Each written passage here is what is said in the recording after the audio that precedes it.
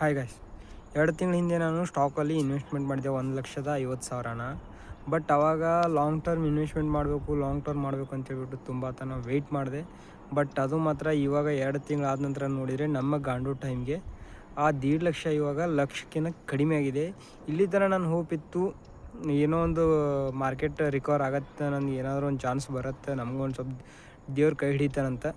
But ನಮ್ಮ ಗಾಂಡು ಟೈಮ್ಗೆ ಯಾವ ದೇವರು ಕೈ ಹಿಡಿಯಲ್ಲ, ಯಾರು ಕೈ ಹಿಡಿಯಲ್ಲ. ದಯವಿಟ್ಟು ನಂತರ ಯಾರು ಸ್ಟಾಕಲ್ಲಿ ಇನ್ವೆಸ್ಟ್ಮೆಂಟ್ ಮಾಡಿ ಲಾಸ್ ಆಗೋಕ್ಕೆ ಹೋಗಬೇಡಿ. ಯಾಕಂತ ಕೇಳಿದರೆ, ಸ್ಟಾಕಲ್ಲಿ ಬಂಗಾರ ಮೇಲೆ ಇನ್ವೆಸ್ಟ್ಮೆಂಟ್ ಮಾಡಿದರೆ ಅದು ನಿಮಗೆ ಕಡಿಮೆ ಆದರೂ ಕೂಡ ನಿಮಗೆ ಅದನ್ನು ನಮ್ಮ ಹತ್ತಿರ ಇರೋದಿಲ್ಲ, ಅದು ಆನ್ಲೈನಲ್ಲಿರುತ್ತೆ. ಅದೇ ನೀವು ಬಂಗಾರನ ಆಫ್ಲೈನಲ್ಲಿ ಒಂದು ಮಾರ್ಕೆಟಲ್ಲಿ ತೊಗೊಂಡ್ರೆ ಅದು ಎಷ್ಟೇ ರೇಟ್ ಕಡಿಮೆ ಆದರೂ ನಮ್ಮ ಹತ್ರ ಬಂಗಾರ ಇರುತ್ತೆ, ನಮ್ಮ ಕೊಟ್ಟಿರೋ ರೊಕ್ಕಕ್ಕೆ ಒಂದು ವಸ್ತು ನಮ್ಮ ಹತ್ರ ಇರುತ್ತೆ. ಬಟ್ ಈ ಮಾರ್ಕೆಟಲ್ಲಿ ಏನು ತೊಗೋತಿರಲ್ಲ, ಆ ಬಂಗಾರ ಆಗಲಿ, ಏನೋ ಒಂದು ಶೇರ್ ಆಗಲಿ, ಅದು ನಿಮಗೆ ವ್ಯಾಲ್ಯೂ ಇಲ್ಲ. ಬೀಳ್ತಾ ಹೋದರೆ ಅದರಿಂದ ನಿಮಗೇನು ಪ್ರಯೋಜನ ಆಗೋದಿಲ್ಲ. ಹಾಗಾಗಿ ಯಾರಾದರೂ ರಿಯಲ್ ಎಸ್ಟೇಟ್ ಇವಾಗ ಇನ್ವೆಸ್ಟ್ಮೆಂಟ್ ಮಾಡಬೇಕಂದ್ರೆ ನಿಮಗೆ ಒಂದು ಪ್ರಾಪರ್ಟಿ ತೊಗೊಳ್ಳಿ, ಇಲ್ಲ ಒಂದು ಬಂಗಾರನೇ ನೀವು ಆಫ್ಲೈನಲ್ಲಿ ತೊಗೊಳ್ಳಿ. ಅದು ನಿಮ್ಮ ಮೈ ಮೇಲೂ ಕೂಡ ಹಾಕೋಬೋದು, ಅಥವಾ ರಿಯಲ್ ಎಸ್ಟೇಟ್ ನೀವು ಎಲ್ಲಿಯಾದರೂ ಒಂದು ಸಡ್ ಹೊಡೋದು ಅಥವಾ ಒಂದು ಜಾಗನ ಬಾಡಿಗೆನೂ ಕೊಡ್ಬೋದು.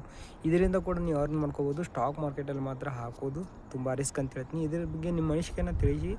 ಹಾಗೆ ನಮ್ಮ ಚಾನಲ್ ಸಬ್ಸ್ಕ್ರೈಬ್ ಮಾಡ್ಕೊಂಡು ಸಪೋರ್ಟ್ ಮಾಡಿ.